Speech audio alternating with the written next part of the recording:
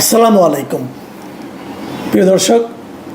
BNP আমার মনে হয় গত কয়েকদিনের মধ্যে একটা বড় এবং ইতিবাচক রাজনৈতিক পদক্ষেপ আজ নিয়েছে, এবং সেই পদক্ষেপটা হলো যে তারা জাতীয় সংসদের আসন্ন যে নির্বাচনের ডেট ঘোষণা করা হয়েছে ফেব্রুয়ারিতে, সেই নির্বাচনের জন্য তারা আজকে 2 শতাধিক আসনের সম্ভাব্য প্রার্থী নির্বাচন করেছে।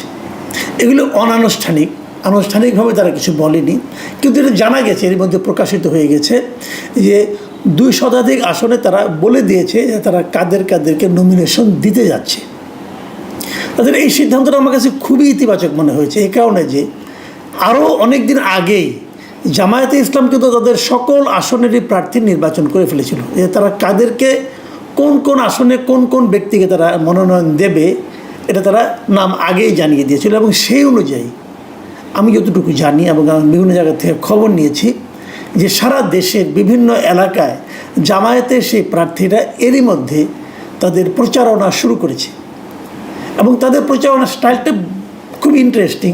তারা প্রথমত প্রচারণা করছেন বাড়িতে গিয়ে এবং মহিলাদের মাধ্যমে। মহিলাদের মধ্যে জামাতে ইসলামী এরই মধ্যে খুব ভালো একটা অবস্থান করে নিয়েছে বলে আমি যতটুকু বুঝতে পেরেছি, সেই অনুযায়ী আমার মনে হচ্ছে তারা মেয়েদের মধ্যে জামাতের একটা ভালো সাপোর্ট তারা এরই মধ্যে তৈরি করতে পেরেছে। এবং জামাতের যারা নাকি প্রার্থী আছেন তারা পুরুষদের মধ্যে নানাভাবে মসজিদগুলিতে যেয়ে এবং নানাভাবে তাদের যে জায়গাগুলো আছে সেই জায়গাগুলোতে যেয়ে মানুষের সঙ্গে বাজারে হাটে বাটে এখানে যেয়ে তারা কিন্তু মানুষের সঙ্গে আলাপ আলোচনা করছেন এবং তারা তাদের প্রচারণা চালাচ্ছেন, এবং তাদের যে এলাকায় যেভাবে প্রচারণা চালালে তাদের জন্য ইতিবাচক হয় তারা সেভাবেই অগ্রসর হচ্ছেন। এর বিপরীতে গত বেশ কিছুদিন ধরে আমরা বিএনপির মধ্যে এক ধরনের নিষ্ক্রিয়তা দেখেছি। কে নির্বাচনে মনোনয়ন পেতে যাচ্ছেন এটাই তারা ঠিক করতে পারেননি, এবং কোনো জায়গায় বিচ্ছিন্নভাবে আমরা চাঁদাবাজি এবং নানা ধরনের দখলবাজির খবর পেয়েছি যা নাকি বিএনপির জন্য নেতিবাচক ছিল। এসবের বিপরীতে আজকে যখন আমি দেখতে পারলাম বিভিন্ন জায়গা থেকে জানতেও পারলাম নামগুলো, যে তারা কাদেরকে মনোনয়ন দিচ্ছেন তার একটা তালিকা প্রকাশ করেছেন। এবং তারেক রহমান সাহেব উনি লন্ডন থাকেন, উনি ওখানে বসেই তাদের সঙ্গে নানাভাবে যোগাযোগ করে, স্কাইপের মাধ্যমে যোগাযোগ করে ওদেরকে নির্দেশনা দিয়েছেন যে আপনারা যার এলাকায় যে প্রচারণা শুরু করে দেন। এটাতে ভালো যে জিনিসটা হবে সেটা হলো, যদি ওই এলাকায় কোনো বিদ্রোহী প্রার্থী থাকেন অথবা যদি আরও কারোর মধ্যে কোনো রকম খায়েশ থাকে, তা কিন্তু আগামী 1-1.5 মাসের মধ্যে প্রকাশিত হয়ে যাবে। যখন প্রকাশিত হয়ে যাবে তখন তার ব্যাপারে আলোচনা করা, তাকে বোঝানো, তাকে প্রভাবিত করা অনেক কিছুই কিন্তু সহজ হবে। কিন্তু এটা যদি একদম শেষ মুহূর্তে ঘোষণা করা হতো প্রার্থীরা, তখন হয়তো ওদেরকে থামানোর আর সুযোগ পাওয়া যেত না। এটা আমি মনে করি বিএনপির দলীয়ভাবে খুবই ইতিবাচক একটা পদক্ষেপ, এবং সেই পদক্ষেপের ফল কি হয় আমার মনে হয় খুব শিগগিরই এর ফল আমরা দেখতে পাবো। এবং বাকি যেগুলো বাকি আছে, যেগুলো যতটুকু শুনেছি যে আরও প্রায় 100 মতো বাকি আছে, সেগুলো বিএনপি খুব দ্রুতই সমাধান করতে পারবে বলে আমার ধারণা। তো এইগুলো গেল একটা দিক, এবং এর মধ্যে দেখলাম বেশ কয়েকজন যারা বিএনপি করেন না তাদেরকে পর্যন্ত মনোনয়নের কথা প্রাথমিকভাবে সবুজ সংকেত দেওয়া হচ্ছে। এর মধ্যে আন্দালিব রহমান পার্থ আছেন গুলশান এলাকায়, মোহাম্মদপুর এলাকায় ববি হাজ্জাজকে নমিনেশন দেওয়া হয়েছে বলে জানতে পেরেছি। তো এই সমস্ত প্রার্থীরাও কিন্তু বেশ আমার কাছে মনে হয় যে বেশ উজ্জ্বল প্রার্থী। এরা এখানে প্রার্থী হলে পর ভালোই হবে আমার মনে হয়।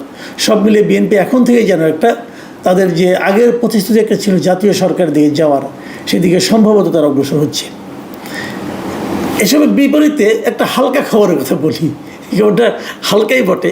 হালকা হলে এরকম, আজকে জাতীয় নাগরিক পার্টির মুখ্য সমন্বয়ক মানে এনসিপির মুখ্য সমন্বয়ক নাসিরউদ্দিন পাটোয়ারি তিনি আজকে নির্বাচন কমিশনে গিয়েছিলেন তাদের নিবন্ধন এবং প্রত্যেকের সমস্ত বিষয়ে কথা বলার জন্য। এবং ওখান থেকে বের হয়ে এসে তিনি তার বরাবরের মতো আগে যেগুলি করতেন এখন সেরকম মানে একটা ভবিষ্যৎবাণী করে দেন। সেই ভবিষ্যৎবাণী উনি যেটা করেছেন সেটা আবার কিন্তু আমার মনে হয় বিশেষ অনেক লোকের মধ্যে বেশ কৌতূহলের উদ্রেক করবে। সেটা কি উনি বলেছেন যে আসন্ন নির্বাচনে জাতীয় নাগরিক পার্টি মানে এনসিপি তারা নাকি 150টা আসন পাবে। তার মানে 150টা আসন যদি তারা পেয়ে যায় তাহলে তারা সরকার গঠন করবে। আবার দুদিন আগে গত শুক্রবারে দেখলাম চট্টগ্রামে জামায়াতে ইসলামের একজন মানে সংগঠক এবং সেন্ট্রাল লিডার একজন, তিনি বলছিলেন যে এবার জামাতে ইসলামী সরকার গঠন করবে, বিএনপি যাবে এই বিরোধী দলে। তো উনি জামাত এবং বিএনপির মধ্যে একটা কম্পিটিশন দেখছেন, উনি এনসিপিকে পাত্তাই দিচ্ছেন না।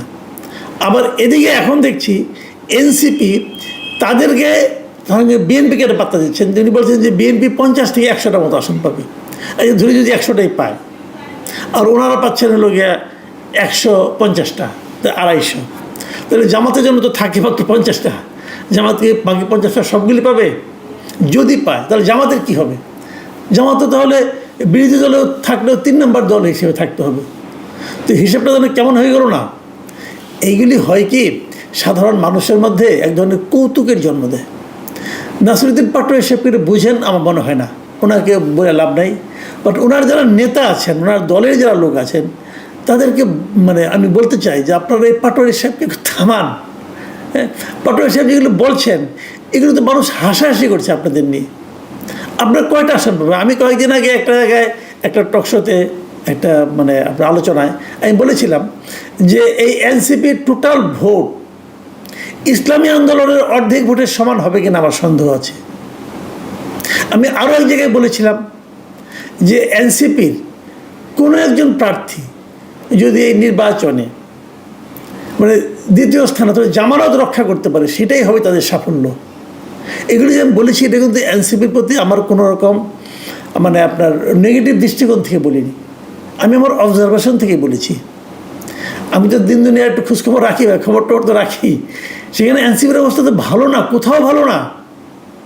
আপনারা স্টুডেন্টদের মধ্যে আছেন, স্টুডেন্টদের নিয়ে আপনাদের দল, ছাত্রদের মধ্যে আপনাদের বিপুল জনপ্রিয়তা থাকার কথা।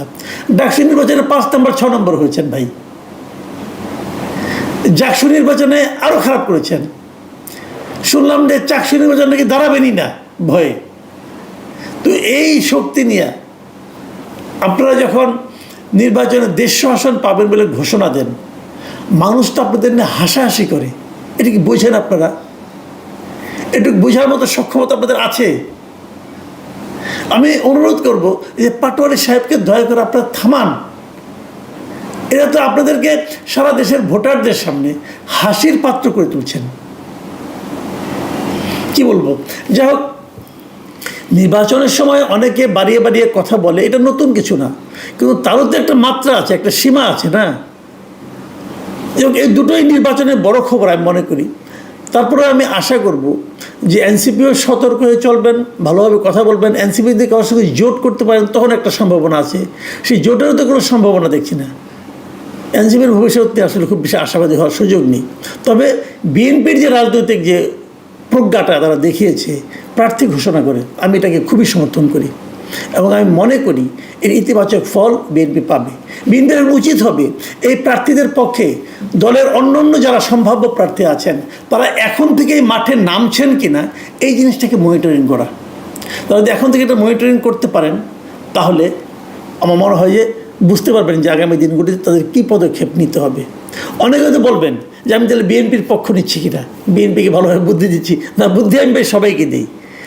আমি চাই যে বিএনপি যেন পূর্ণ শক্তি নিয়ে ইলেকশনটা করে, জামাতে ইসলাম যেন তাদের পূর্ণ শক্তিকে একত্রিত করে ইলেকশনটা করে, এমনকি এনসিপি যারা 150 আসন পেতে চাচ্ছে তারাও যেন তাদের পূর্ণ শক্তি নিয়ে একত্রিত হয়ে ইলেকশন করে।